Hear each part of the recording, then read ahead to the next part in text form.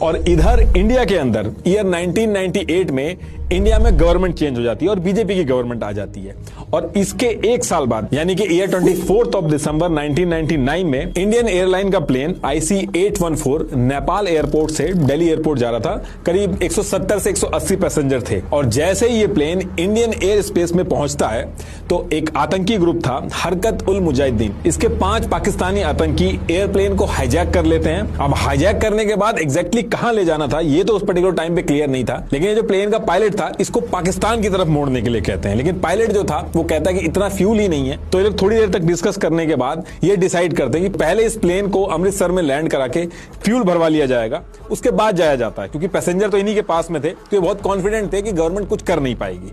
तो as per plan ये लोग अमृतसर में ये प्लेन को उतार देते हैं, लेकिन टाइम बहुत ज्यादा लगने लगता है और इनको शक भी होता है कि इंडियन गवर्नमेंट शायद कुछ प्लान कर रही है। फिर अमृतसर से ये प्लेन उड़ा के पाकिस्तान में लैंड करवाते हैं। फिर वहां की गवर्नमेंट जब नहीं मानती है तो दुबई में लैंड करवाते हैं। फिर वहां से रिफ्यूल करवा के 25 दिसंबर 1999 को अफगानिस्तान के कांधार में उतार देते हैं। अब इंडिया को जब इसके बारे में पता चलता है तो इंडियन एम्बेसी के एक ऑफिसर जो कि इस्लामाबाद में पोस्टेड थे, AR घनश्याम, इंडियन गवर्नमेंट इनको कांधार में भेज के वहां की गवर्नमेंट से कोऑर्डिनेट करके इस हाईजैक की डिटेल्स पता लगाने को कहती है कि प्लेन कहां पे लैंड है, इनकी डिमांड क्या है, ये सारी चीजें पता करने को कहती है। और ये जो आतंकी थे ये AR घनश्याम से बोलते हैं कि इंडियन गवर्नमेंट को बोल दो कि एक टीम बना के हमारे पास भेजें जिससे हम अपनी डिमांड जो है वो सारी चीजें डिस्कस कर सके। तो ये AR घनश्याम जब ये सारी चीजें इंडियन गवर्नमेंट को बताते हैं तो इंडियन गवर्नमेंट बिना टाइम गवाए 7 नेगोशिएटर मेंबर की एक टीम बना के कांधार भेज देती है। और इस टीम में जानबूझ के अजीत डोभाल को रखा जाता है। एक तो ये रीजन था कि ईयर 1971 से लेके 1999 के बीच में